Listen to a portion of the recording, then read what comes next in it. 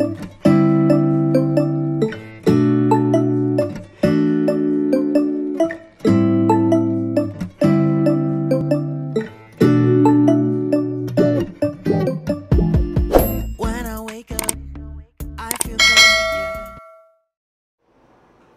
morning students, welcome to the YouTube channel of Residential Paramount Mission School. This is रियाज। तो आज आपको class 7 का subject science जो chapter 1 है जिसमें आपको फोटोसिंथेसिस के बारे में पढ़ना है। तो सबसे पहले ये जानना चाहिए कि फोटोसिंथेसिस क्या होता है प्लांट के लिए। तो प्लांट के लिए फोटोसिंथेसिस एक बहुत ही इम्पॉर्टेंट चीज़ है कि बगैर फोटोसिंथेसिस का प्लांट अपने आप को लाइफ को निर्वाह नहीं कर सकता है, लाइफ को सरवाइव नहीं कर सकता है। इसके लिए फोटोसिंथेसिस हर हाल में बनना चाहिए। और फोटोसिंथेसिस कब बनता है? Presence of the sunlight. Sunlight के प्रेजेंटेशन में ही फोटोसिंथेसिस का वर्क होता है। सो हम इसको डिफाइन कर सकते हैं कि the process by which any green plants make their own food is called photo in the presence of the sunlight is called photosynthesis. यानी कि सूरज के प्रेजेंटेशन में, हिंदी थोड़ा सा अटपटा है ना, सूरज के लाइट के प्रेजेंटेशन में जब हरे पेड़ पौधे अपना भोजन स्वयं बनाते हैं तो उसे हम प्रकाश संश्लेषण कहते हैं। यहाँ पर फोटोसिंथेसिस को दो पार्ट में लिया गया, दो वर्ड है, photo plus synthesis. Photo means light और सिंथेसिस मतलब बिल्डिंग अप, बनाना। यानी कि लाइट के प्रेजेंटेशन में, सन के लाइट के प्रेजेंटेशन में जब वो अपना भोजन स्वयं बनाता है तो उसे हम फोटोसिंथेसिस कहते हैं। उसका रिएक्शन जो होता है कार्बन डाइऑक्साइड प्लस वाटर, यानी कि कार्बन डाइऑक्साइड और वाटर और in the present of the sunlight and also chlorophyll के साथ जब यह हमारा क्या होता है, रिएक्शन होता है दोनों के साथ, तो तैयार होता है ग्लूकोज और ऑक्सीजन। तो यहाँ पर ग्लूकोज जो तैयार होता है, ये ग्लूकोज हमारे प्लांट में ही स्टोर हो जाता है और ऑक्सीजन जो होता है वो गैस बन करके स्टोमाटा से रिलीज हो जाता है एटमॉस्फेयर में। सो हम इसका रिएक्शन जो है 6CO2 plus 6H2O, 6CO2 plus 6H2O in the presence of the sunlight, chlorophyll, आपका ग्लूकोज बनकर तैयार हुआ C6H12O6, जो यही आपका ग्लूकोज का केमिकल फार्मूला हो गया, और प्लस 6O2 ये गैस हो गया जो ये रिलीज करता है आपके एटमॉस्फेयर में। तो यहाँ वेरी वेरी इंपॉर्टेंट है ग्लूकोज का केमिकल फार्मूला, जो आपके एग्जाम पॉइंट ऑफ व्यू से रहेगा कि क्या होता है, what is the chemical formula of glucose. तो आप लिख सकते हैं यहाँ पर C6H12O6। अब कुछ फैक्ट आपका दिया हुआ है कि प्लांट कन्वर्ट सोलर एनर्जी, यानी कि प्लांट जब उस सन के एनर्जी को ट्रैप करता है तो वो सोलर एनर्जी को ट्रैप करता है और उसको कन्वर्ट कर देता है केमिकल एनर्जी में, due to which plants make their own foods.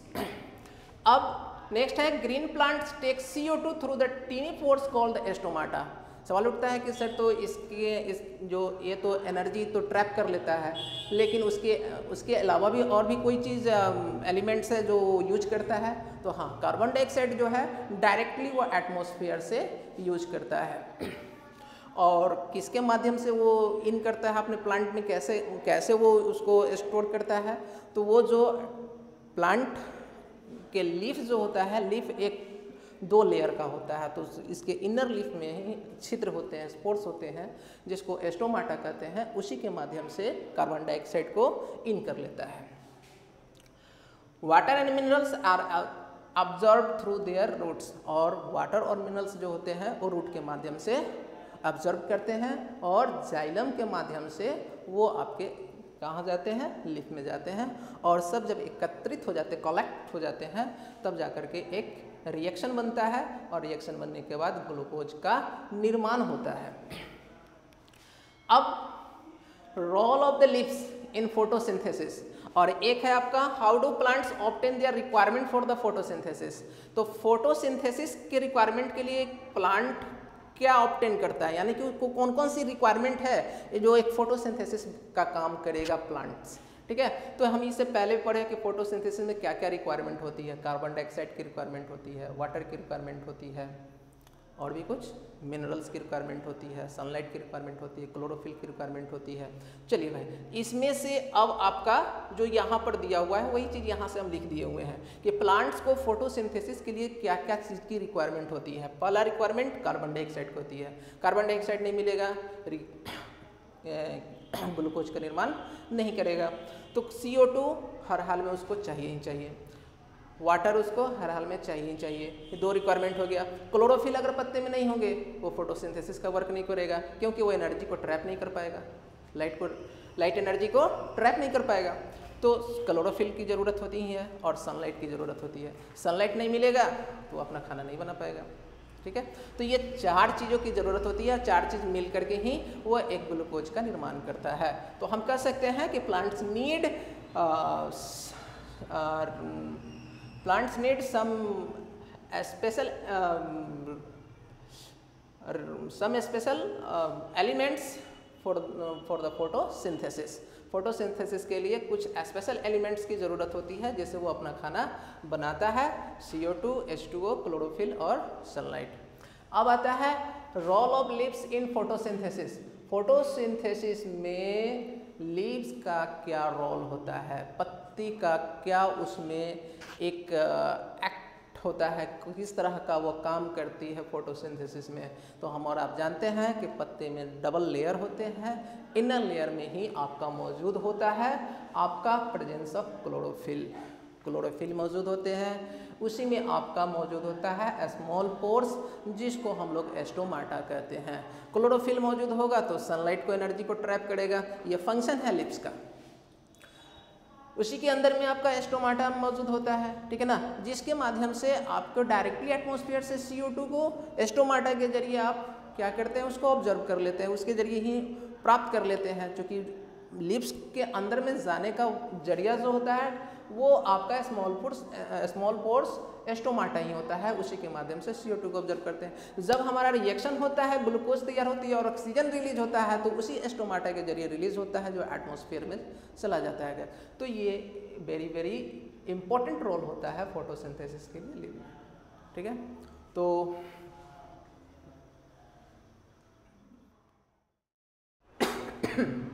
Saprophytic nutrition में इसमें प्लांट जो होते हैं जो अपना न्यूट्रिशन को जो प्राप्त करते हैं वो डेड एंड डिकेइंग मैटर से प्राप्त करते हैं, क्योंकि इस तरह का प्लांट में क्लोरोफिल मौजूद नहीं होता है और या अपना भोजन जो होते हैं, चूँकि क्लोरोफिल मौजूद नहीं है तो ये अपना भोजन स्वयं नहीं बना पाएंगे, इसलिए यह डेड एंड डिकेइंग मैटर पे आधारित होते हैं। उसी सरे गले चीज़ों को खा करके अपना न्यूट्रिशन को प्राप्त करते हैं। इसमें मशरूम भी हो गया, बैक्टीरिया हो गया, फंगी हो गया, एक्सेट्रा बहुत सारे हैं।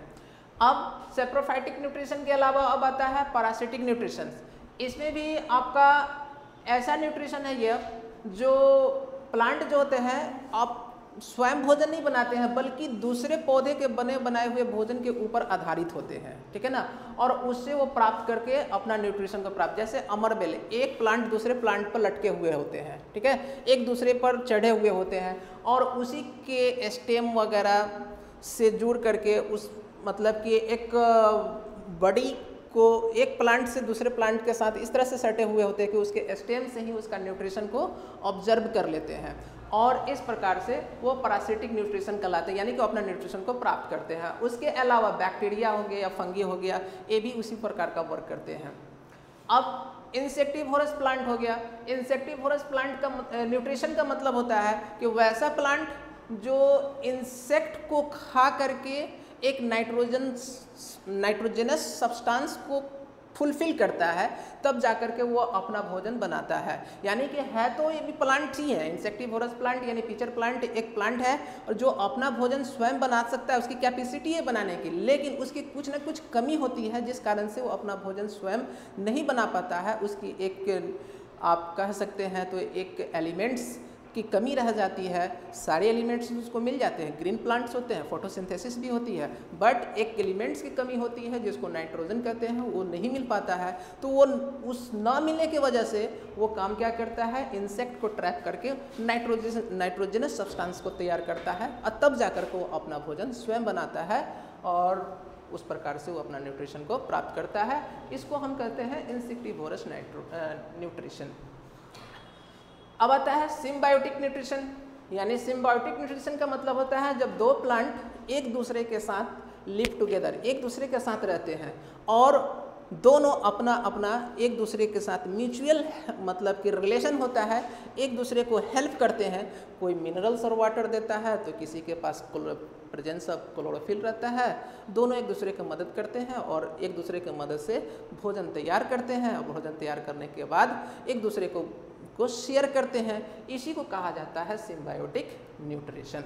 ठीक है, इसमें आपका फंगस और एल्गा एक अहम रोल निभाता है, क्योंकि फंगस जो होता है वो सेप्रोफाइट होता है।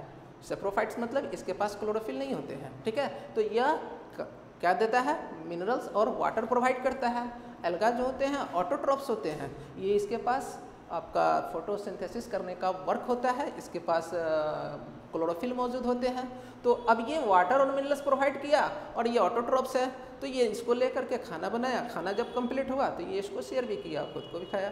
सो both are the mutual friendship कहिए, है ना, जो एक दूसरे को क्या करता है, कोऑपरेट करके, है ना, अपने दोनों लाइफ खुशी खुशी से जीते हैं, रहते हैं। इसी को कहा जाता है सिम्बायोटिक न्यूट्रिशन। सो यह चैप्टर, फर्स्ट चैप्टर जो 7th क्लास का कंप्लीट हुआ। अब इसमें जो क्वेश्चन जो दिया हुआ है वो दूसरे वीडियो में डिस्कस करेंगे। तब तक के लिए गुड बाय।